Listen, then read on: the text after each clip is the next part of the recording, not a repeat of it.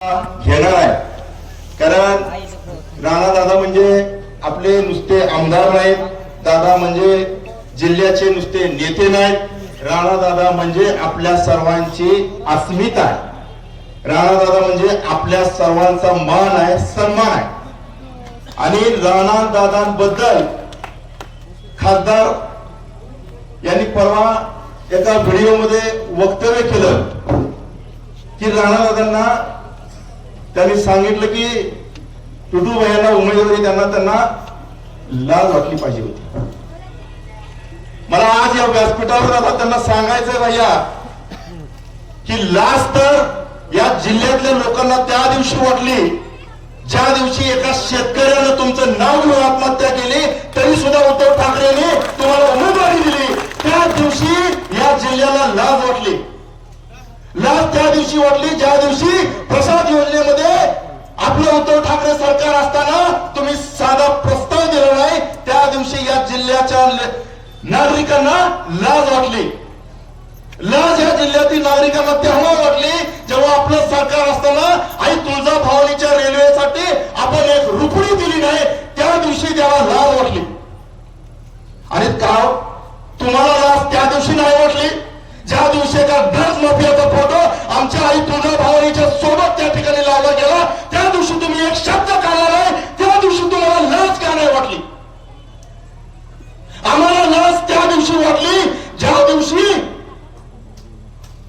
Drugs विषयी आमच्या तुळजापूर शहराची बदनामी होत होती आणि त्याच्यामध्ये तुम्ही सुद्धा सामील झालात. तुम्ही एकाही प्रसार माध्यमाला त्या ठिकाणी सांगितलं नाही की बाबांनो या माध्यमातून आई तुळजाभवानीची बदनामी होती आहे, आपण सत्य जाणून घेऊ. आम्हाला लाज त्या दिवशी वाटली जेव्हा या आई तुळजाभवानीच्या नगरीसाठी आपण एक रुपडी खासदार निधी दिली नाही. त्या दिवशी आम्हाला लाज वाटली. आणि तुम्ही आमच्या नेत्याची लाज करता. माझ्या नेत्याला राजकारण करायचंच कशासाठी?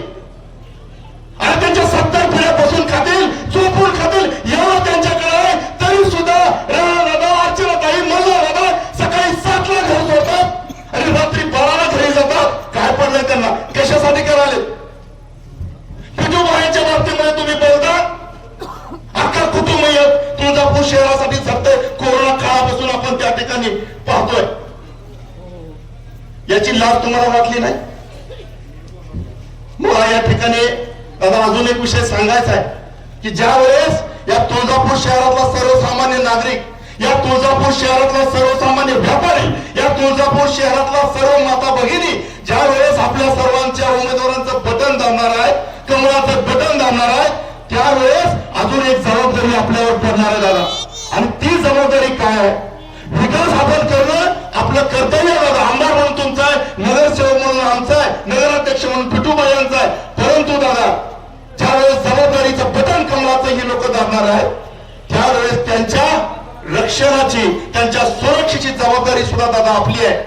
कारण एखादी आपली माऊली, एखादी विद्यार्थिनी ज्यावेळेस शाळेला जाते, ट्युशनला जाते, त्यावेळेस जर कुणी नालायक युवक, मग तो कोणी असेल, जर त्या माता माऊलीला त्या ठिकाणी असुरक्षित वाटत असेल तर त्या नालायक युवकाला सुद्धा कायद्याची पर्वा न करता धडा शिकवला पाहिजे. ही सुद्धा जबाबदारी दादा आपली आहे.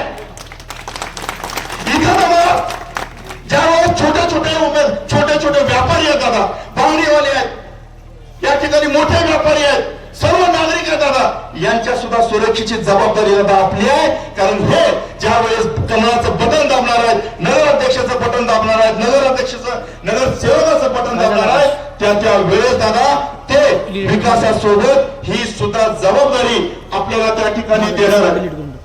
आणि खासदारांचं काम काय? आज मुद्दाम मी खासदाराविषयी घेतलाय कारण दादा ते माझ्या प्रभागात आज येऊन त्यांना माझ्या विरोधात प्रचार करावा लागला ना, तेव्हाच मला गर्व वाटला तुमचा कार्यकर्ता असल्याची.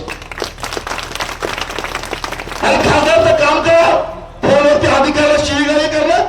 मी रोज सगळ्या शासकीय कार्यालयामध्ये असतो दादा, त्यांना व्यवस्थित बोलून तुमच्या भाषेत जी कामं होतात ना यांच्या शिवीगाळीनं होत नाही. त्याला ज्या वेळेस ते फोनवरती शिवीगाळी देतात ते लोक, ते अधिकारी दादा आपल्या माणसाला नियम शिकवतात. नियम त्यांचा फोन झाला की 50 शेल्पाटे त्याला त्या ठिकाणी अधिकारी मारतो. परंतु राणादादांचा फोन आहे, राणादादांचा कार्यकर्ता आहे, ज्यावेळेस त्यांना सांगतात त्यावेळेस ते आदरयुक्त त्यांना भीती असते. राणादादाबद्दल त्यांची आदरयुक्त भीतीच आपलं काम त्या ठिकाणी करते. हा बदल आहे. आणि आता सगळ्यांनी सांगितलं की पुटुबायावरती रोज त्या ठिकाणी चिखल फेक होतीये, रोज चिखल फेक होतीये. मी त्यांना या ठिकाणी एवढंच सांगतो की कमल कीचड़ में ही खिलता है. कितीही किंमत त्यांनी त्या ठिकाणी टाकली तरी हरकत नाही. आणि म्हणून मी दादा सगळ्या कार्यकर्त्यांसाठी एवढंच म्हणेन की जिगर वालों का डर से कोई वास्ता नहीं होता. हम सब जिगर वाले हैं, जिगर वाले सहकारी है, जिगर वाले मित्र है, कार्यकर्ते है. जिगर वालों का डर से कोई वास्ता नहीं होता. हम कदम वहां पर भी रखेंगे जहां पर रास्ता नहीं होता, जहां पर रास्ता नहीं होता. धन्यवाद. यानंतर मी पिटूबायांना विनंती, यानंतर आपले सिंगम संतोष भाऊ परमेश्वर यांना विनंती करतो की आपण या ठिकाणी मगापासून तुम्ही 2 मिनिटात संपवा म्हणताय.